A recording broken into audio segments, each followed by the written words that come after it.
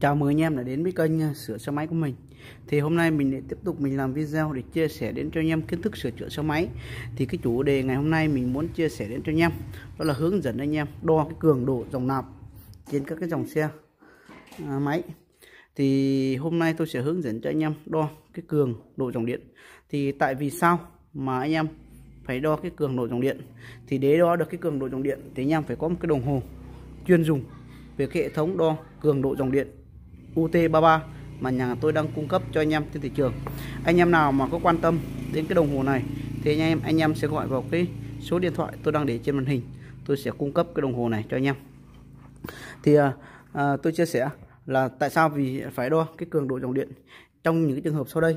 Thứ nhất là khi một cái bình ắc quy mới mà đi được vài ngày hết điện, anh em đo dòng giò là không có giò điện, mà tại sao lại đi ắc quy thì mới, mà tại sao lại đi vài ba hôm lại hết điện. Hiệu điện thế thì khi các anh em đo cái hiệu điện thế nạp thì anh em vẫn đo được là hơn 14V, dưới 15V, như thế là tiêu chuẩn, nhưng mà vẫn bị hết điện bình, vài ngày là hết điện bình. Thì cái lúc đó là anh em phải đo cái cường độ dòng điện xem là có đảm bảo hay không. Thì cái cường độ dòng điện khi mà cái bình mà đói, có nghĩa là cái bình đói điện rồi, thì các anh em đo cái cường độ dòng điện là nó phải lên được tầm khoảng độ từ 2 đến 3 đến 4 ampere.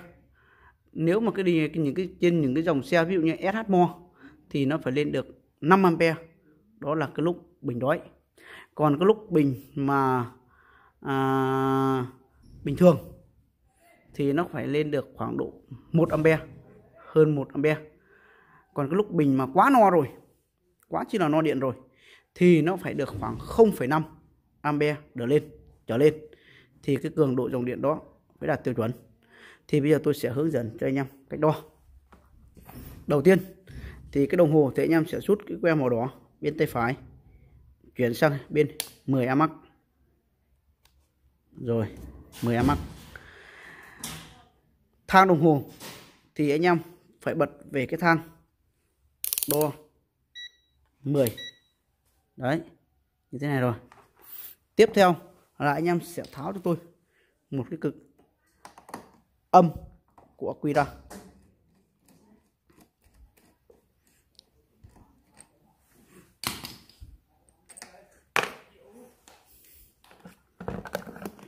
Hai cái que có đồng hồ thì que nào cũng được.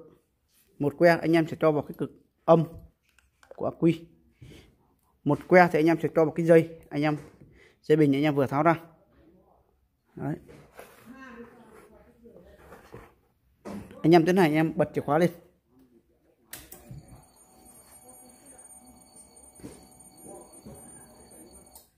Khi bật chìa khóa mà chưa nổ máy thì nó 0,28. Anh em nhớ nhá, 0,28 rồi. Đấy, anh em nhớ được cái số này. Tí nữa mình nổ máy mình ga là cái ampere nó phải lớn hơn cái số này. Bây giờ tôi sẽ tiến hành tôi tắt chìa khóa đi. Rồi. Lại tiến hành, anh em vặn cái cực âm của ắc quy vào để ta đề, để ta nổ máy, chứ ta không đề qua cái đồng hồ được. Nếu ta tháo ra ta đề qua cái đồng hồ sẽ bị đứt cái cầu chì của cái đồng hồ. Rồi, bây giờ tôi sẽ tiến hành tôi đề nổ máy lên, xong tôi tiếp tục tôi tháo cái chân bình ắc quy ra. Đây, tôi sẽ tí là tôi sẽ nổ máy. Tôi sẽ nổ máy thì nó sẽ bị rung cái đồng hồ, anh em khó nhìn, nên tôi sẽ đặt cái đồng hồ xuống đây. Tôi đặt cái đồng hồ xuống đây cho anh em nhìn cho nó rõ. Đây, tôi đặt cái đồng hồ xuống đây anh em nhìn rõ.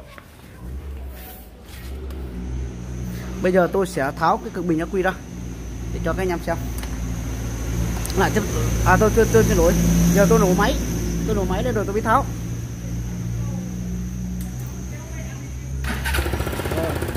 Trong một số những cái dòng xe mà nó dễ bị chết máy, lúc anh em lấy cái cực bình ra, nếu mà chết máy thì anh em phải làm nhanh. Anh em làm nhanh, không có làm nó chết máy mất thì anh em sẽ cho cái dây ắc quy này vào.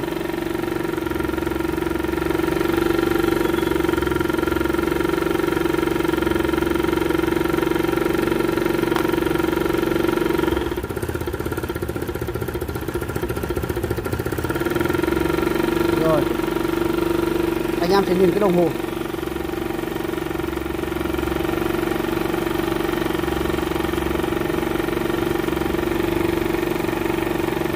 Thì anh em thấy là bây giờ là hiện tại, bây giờ là cái ampere của nó là đang hơn 1 phẩy. Bây giờ tôi sẽ ga lên cho anh em xem.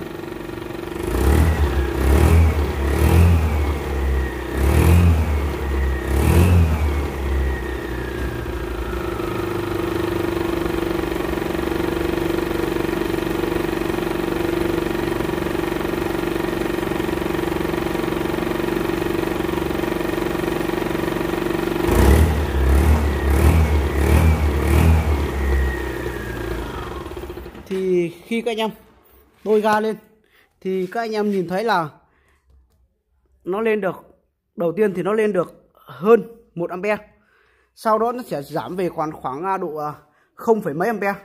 Có nghĩa nó đã lớn hơn cái 0,28 từ lúc đầu tiên.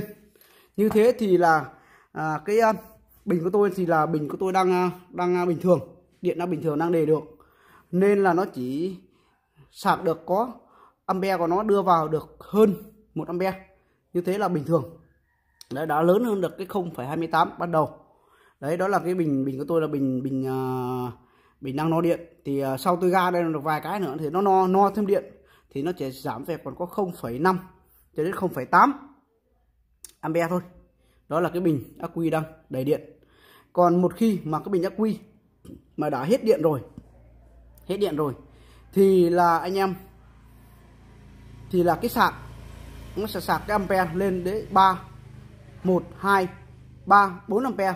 Có những cái bình đói như CS hay SH Mo thì nó sẽ lên đến 5 ampere. Đó là cái ampere của cái cường độ dòng điện nạp. Đấy. Còn nếu mà anh em đo, đầu tiên anh em bật chìa khóa lên nó 0,28. Khi anh em nổ máy lên anh em đo, anh em ga chỉ được có 0,28 hoặc là 0,30 thì cái đó là cái cường độ dòng điện nó không có. Cường độ dòng điện không có thì nó sẽ nạp vào bình ắc quy rất chi là kém. Đấy, kém, không đi được vài hôm là sẽ hết điện. Đây thì tôi sẽ hướng dẫn cho anh em lại cái lúc mà anh em bắt đầu anh em nổ máy này.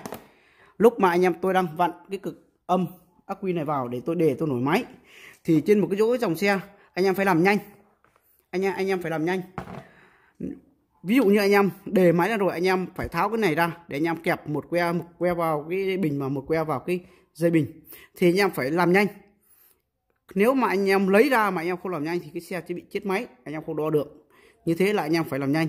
Nhưng mà đã khi chết máy rồi thì anh em phải vặn vào, anh em đề máy. Nếu anh em mà không vặn vào, anh em vẫn cứ để que cái đồng hồ này anh em đề máy thì nó sẽ dần đến là sẽ làm đứt cái cầu chì trong cái đồng hồ này.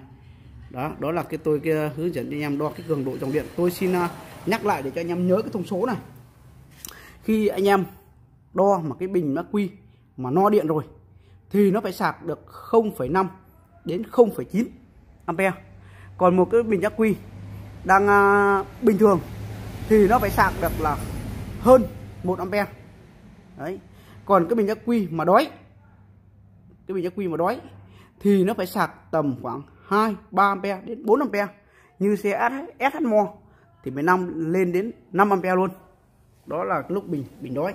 Vì cái sạc nó là sạc thông minh, nó phát hiện ra bình đói, bình đầy điện, bình vừa điện thì nó sẽ hiệu chỉnh cái cường độ dòng điện khác nhau. Đấy, còn nếu mà cái bình mà no rồi mà nó vẫn cứ sạc 5 ampere như thế, bình no rồi mà nó vẫn cứ sạc 3 ampere, 5 ampere, 4 ampere như thế thì sẽ làm cái bình này bị phù bình anh em nhé.